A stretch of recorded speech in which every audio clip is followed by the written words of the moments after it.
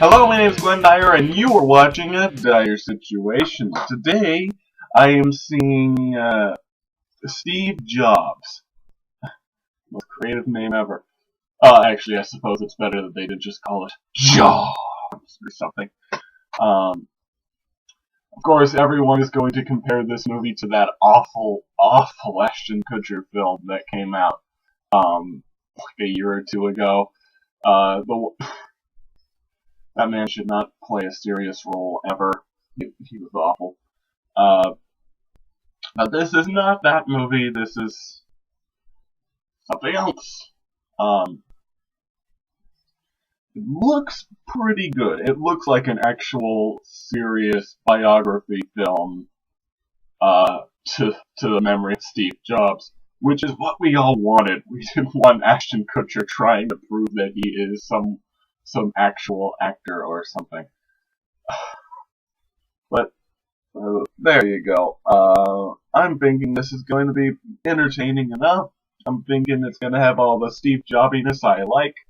Guy actually looks a lot like Steve Jobs, so that's a plus, but not in an overly creepy way like in Black Mask. I still can't get over that. Why did he dress like that? It's so distracting. Yes!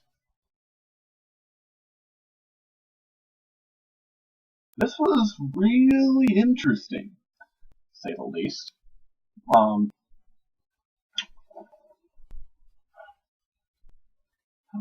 do I go into it?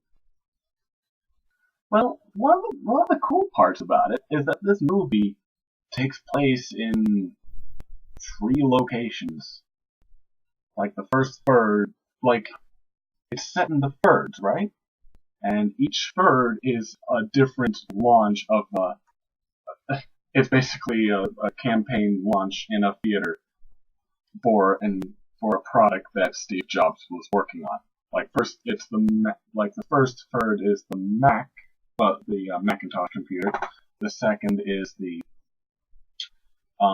next cube or whatever it's called, and the third is the iMac.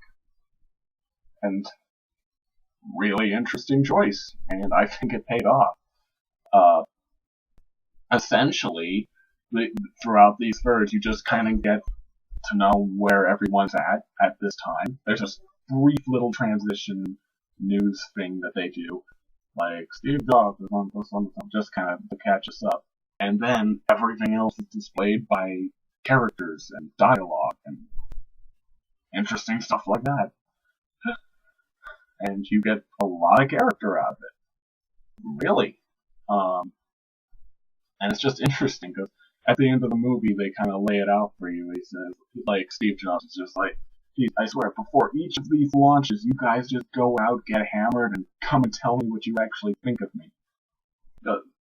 Yeah, I'm sure this thing is heavily fictionalized, I'm very sure. Like, I'm sure Steve Jobs didn't have to go through that much crap at every single fucking launch he ever attended. Although I'm sure some of it probably was, what is true, but you know what I mean.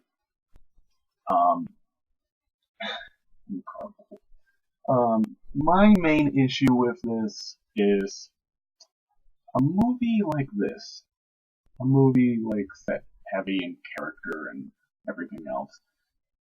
It demands great cinematography. It demands, like, excellent camera work, great transitions,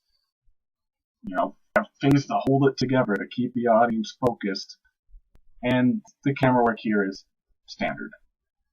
Like, if they had gotten the guy that did